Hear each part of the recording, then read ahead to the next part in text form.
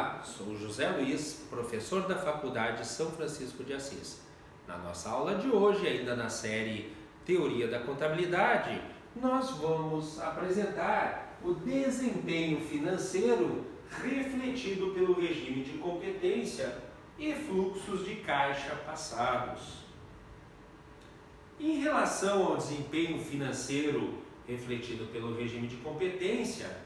o regime de competência, de acordo com o item 1.17 do CPC 0, já na segunda revisão, reflete os efeitos de transações e outros eventos e circunstâncias sobre reivindicações e recursos econômicos da entidade, que reporta nos períodos em que esses efeitos ocorrem, mesmo que o pagamento ou recebimento resultante deles ocorram em períodos diferentes. Portanto, no regime de competência, as receitas e despesas elas são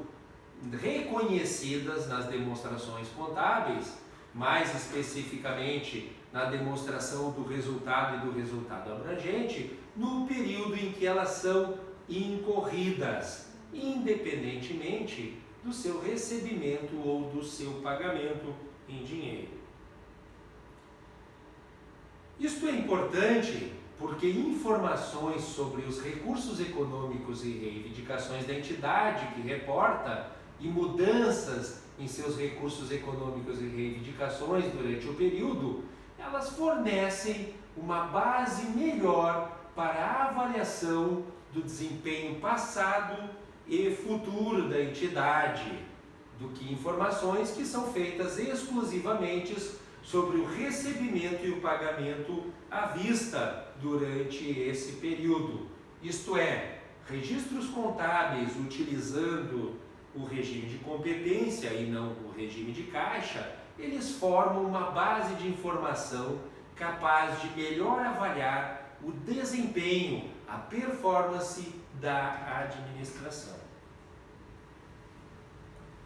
De acordo com o item 1.18 do CPC 0, informações sobre o desempenho financeiro da entidade que reporta durante o período, refletidas por mudanças em seus recursos econômicos e reivindicações, exceto aquelas que são resultantes da obtenção de recursos adicionais diretamente dos investidores ou dos credores, dos investidores, então, as integralizações de capital, são úteis na avaliação da capacidade passada e futura da entidade de gerar entradas de caixa, fluxos de entrada de caixa líquidos. Essas informações, elas indicam em que medida a entidade que reporta aumentou seus recursos econômicos disponíveis e, assim, a sua capacidade de gerar fluxos futuros de caixa líquido, por meio então das suas operações, e não pela obtenção de recursos adicionais diretamente dos credores ou dos investidores. Então, por meio de financiamentos junto aos credores ou por meio de integralizações de capital junto aos investidores. Além disso, informações sobre o desempenho financeiro da entidade que reporta durante o período também podem auxiliar os usuários a avaliar a gestão de recursos da administração sobre os recursos econômicos da entidade. Então, auxiliar na realidade na avaliação do desempenho ou da performance da gestão ou da administração. Informações sobre o desempenho financeiro da entidade durante o período, de acordo com o item 1.19, podem indicar também em que medida eventos como alterações nos preços de mercado ou nas taxas de juros aumentarão ou diminuirão os recursos econômicos e reivindicações da entidade, afetando então dessa forma a sua capacidade de gerar fluxos de entrada de caixa líquida. Informações sobre fluxos de caixa da entidade que reporta durante o período, de acordo com o item 1.20 do CPC 0, também auxiliam os usuários a avaliar a capacidade de entidade de gerar fluxos de entrada de caixa futuros líquidos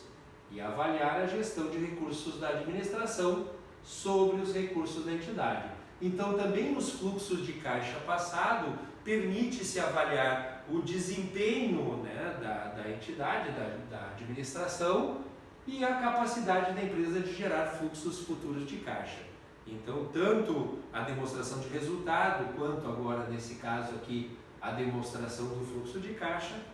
propiciam, então, informações que permitem essas avaliações.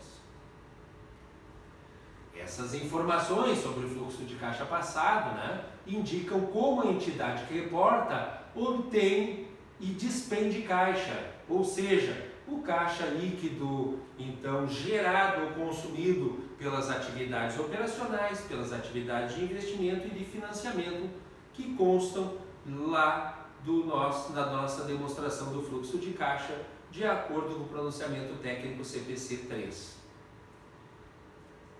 Incluindo, então, informações sobre a contratação e amortização de dívida, dividendos em dinheiro, juros sobre capital próprio e outras distribuições de caixa a investidores e outros fatores que podem afetar, então, a liquidez e a solvência, ou ambas, da entidade. Assim, informações sobre os fluxos de caixa auxiliam os usuários a compreender as operações da entidade que reporta, avaliar suas atividades de financiamento e de investimento e avaliar a sua liquidez ou solvência, bem como interpretar outras informações sobre o desempenho financeiro da entidade. Em relação às alterações nos recursos econômicos e reivindicações que não são resultantes do desempenho financeiro, os recursos econômicos, de acordo com o item 1.21 do CPC 0 e reivindicações da entidade que reporta, podem sofrer alterações também por outras razões, além do desempenho financeiro, como, por exemplo, a emissão de instrumento de dívidas. Seria o exemplo aqui, a emissão de debêntures, ou ainda a emissão de instrumentos patrimoniais, como, por exemplo, então, a emissão de ações.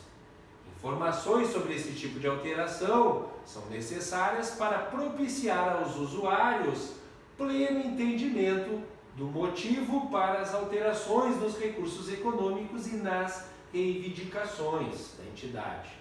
e também das implicações dessas alterações em seu desempenho financeiro futuro. Já em relação a informações sobre o uso de recursos econômicos da entidade, há informações sobre a eficiência e a eficácia da administração da entidade que reporta no cumprimento, então, de suas responsabilidades sobre o uso de recursos econômicos da entidade, de acordo com o item 1.22 do CPC 0, auxiliam os usuários a avaliar a gestão de recursos da administração sobre esses recursos. Essas informações também são úteis para prever quão eficiente e eficazmente a administração utilizará os recursos econômicos da entidade nos períodos futuros. Portanto, essas informações podem ser úteis para avaliar as perspectivas da entidade de futuros fluxos de entrada de caixa líquidos. Exemplos de responsabilidade da administração sobre o uso dos recursos econômicos, de acordo com o item número 1.23 do CPC 0, incluem proteger esses recursos contra efeitos desfavoráveis de fatores econômicos, como mudança de preços e mudanças tecnológicas, e garantir que a entidade cumpra com as leis, regulamentos e disposições contratuais a ela aplicáveis. Essa foi a nossa aula de hoje. Obrigado a todos e até a nossa próxima aula.